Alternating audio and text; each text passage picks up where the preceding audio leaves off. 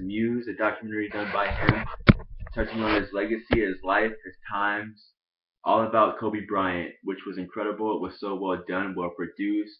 He went into so many details about his personal life. He went into the fact that why he became the Black Mamba, why he came up with that name. He went all the way to when he first grew up in Philadelphia and in Italy. He went back to his early rookie year, his high school years. He went all the way back. The DVD was great. He even touched on the Colorado situation, not the details because it's from a legal perspective, so we can't touch on that. So he went back to his family and how they almost self-destructed, how his wife had a miscarriage. I didn't know about that. But I love the fact that he was honest and open. He didn't pull any punches. He didn't pull any political answers. I love the fact that he just went all out and explained everything. There were a couple of things I didn't like that he didn't touch on, but I guess he had to talk about himself because it was about him, which was cool. But he didn't touch on the fact that he had a rocky relationship with Shaq, which we all know about, except for the younger fans. He didn't touch on why they choked in 2011, aside from his injury that he had to have surgery on later. How that team self-destructed because they had more talent than the Mavericks. They just didn't have the passion and the fire than the Mavericks. So I wanted to know about that. But he goes back to his times of winning the championship after Shaq left. He went back to his repeat days when in his early years, and I like that. And I love the fact that he touched on things that we didn't know about. You have to go see the documentary. I'm not going to spoil everything, but I hate the fact that people on here like Bruce Bliss want to come up here and discredit Kobe's legacy and say he's not the greatest player of all time. One of the greatest players of all time. I'm sorry. As a basketball fan, I love every era. I love a bunch of the legends. I was a Jordan fan growing up.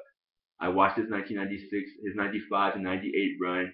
I watched every playoff series back then. I was a Magic fan with Shaq, Penny, and Nick. I loved so many great players back then. I was a big time NBA fan as well as a wrestling fan. But I hate the fact that people want to sit there and bash him for basing this game off of Michael Jordan. Yet whatever craft you have in life, whatever career you're doing, you're gonna base your style off of somebody who came before you, because somebody influenced you to get involved in that career or that game. But Kobe touched on how he grew up as a Lakers fan, how he loved Magic and James Worthy and Kareem, but how he did base his game off of Michael Jordan. He didn't touch on that, I don't believe, but once you see it, you'll love it. It was very well written and well done. So just get the review, not the review, I'm sorry, I'm reviewing it right now, but if you have Showtime, check your local listings because it's a great documentary. And like I said, Kobe Bryant will probably be. A lot of people didn't think that there would be another great Laker after Magic Johnson, who spent their entire career as a Laker. But Kobe said, "Nope, here I am." I'm not saying he's better than Magic Johnson. I'm just saying that he was the next after Magic to be a great Laker. And I don't think that after Kobe will have another Laker on his level because he has that old school mentality, that killer instinct. And he talks about how he's not a failure. There's no failure. And he looks at failure. He's looking at the fact that if you admit failure to yourself, then that's worse than death. I mean, he's got that drive that I admire. And that's the only thing you can compare him as pertains to the whole MJ comparison because he has that fire, and most players today don't have that. They have talent, they have some passion, but pertaining to the work ethic and the killer instinct of I'm going to beat you, we can be friends off the court and brothers, but on the court I'm going to tear your heart out. I'm going to be a lion and destroy you. You don't have that nowadays, and he's the last great player who will ever have that until someone new comes along. But I could be wrong because the game has kind of changed a little bit, and you have players now who are just in it because they want more popularity and more fame and social media and a number of other things like that. And you have players back then who retired and they became businessmen and they had their own brand. Today you have players who are businessmen and have their own brand while they're playing, so they're doing a number of things, which I'm not mad at because it's a business, by the way. But when it comes to that old school mentality, Kobe's the last great player to have had that in terms of that winning drive, and you don't have that nowadays. But I admire him for it.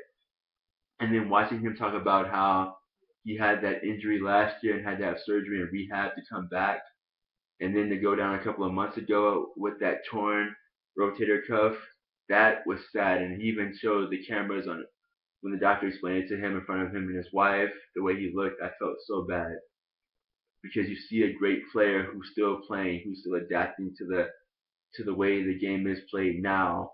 and he knows he's not as fast and as strong as he used to be, but he still tries to find a way to be as great as he was in a different way by using his mind. And I admire that because that proves that he's not in it for the money and the fame. He's in it because he loves the game, just the passion of it, and I admire that. So, like I said before, go check out this. I'm sorry, it could be a DVD probably in the future, but it's a documentary on Showtime. Like I said, check your local listings. It's a great documentary. You will not be sorry about it. So take care and be safe. Later.